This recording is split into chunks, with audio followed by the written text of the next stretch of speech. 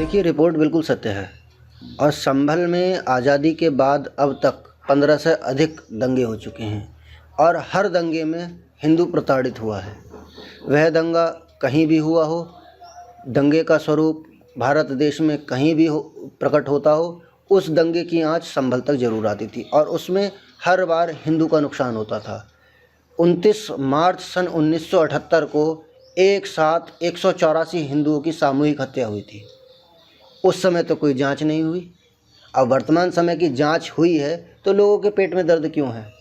देखने का विषय एक ये भी है, मेड इन पाकिस्तान कारतूस भारत के अंदर क्या कर रहे हैं? संभल में दंगे वाली स्थिति हो रही है तो विदेश के कारतूस संभल में प्रयोग क्यों हो रहे हैं? कौन ला रहा है आखिर? और उसके बाद फंडिंग कौन कर रहा है?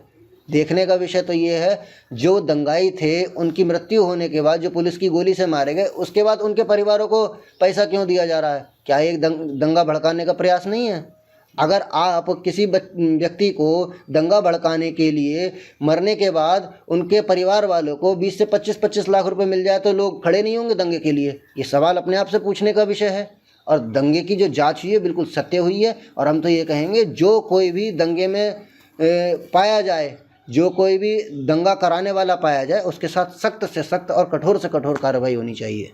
देखिए, आतंक का जो सामना रहा है, कई बार यहाँ संभल के अंदर एनआईए की टीम आई है, अन्य भारत सुरक्षा एजेंसी के कई बार छापेमारी की गई है कई बार, तो यहाँ से कई बार अब तक 50 से अधिक आतंकवादी पकड़े गए हैं। और कहीं भी अगर दंगा का कोई भी जो एजेंसी है इनकी, आईएसआई हुआ या और अन्य अलकायदा हुआ, कहीं ना कहीं लिंक संभल से ज़रूर मिलता है। हर जगह संभल का व्यक्ति हर क्षेत्र में है।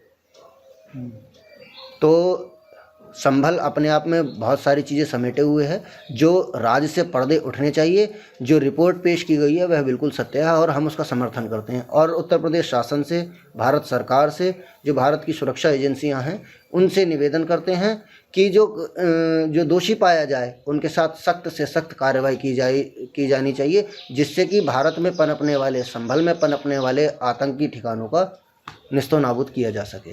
देखिए, सच्चाई तो यह है, लगभग 13% हिंदू केवल बचे हैं। जब कहीं आग लगी है तो भारत में किसी भी अन्य स्थानों पर जब आग लगती थी तो संभल में उसकी चिंगारी जरूर आती थी और हर बार हिंदू को नुकसान होता था।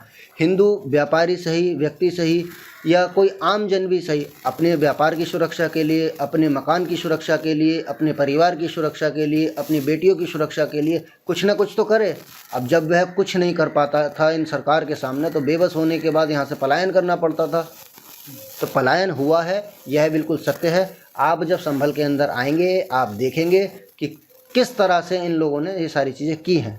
देखिए, मैं तो एक बात कहूँगा, जो 24 नवंबर की जो घटना है, अगर इस घटना के समय उत्तर प्रदेश के अंदर महाराज जी की, पूज्य महाराज जी की अगर सरकार नहीं होती, संभल के अंदर जो उच्च अधिकारी हमारे बैठे हैं, डीएम साहब राजेंद्र पेसिया जी नहीं होते, के विश्नोई जी एसपी साहब नहीं होते, और मुख्य रूप से अनुज चौधरी जी सीओ साहब अगर संभल में नहीं होते, तो उस दिन संभल में कई घर, हिंदुओं के घर लुटने निश्चित थे, हिंदुओं की बेटियों के साथ दुर्व्यवहार होना निश्चित था, हिंदुओं की संपत्ति के साथ बहुत बड़ी छेड़खानी की तैयारी थी।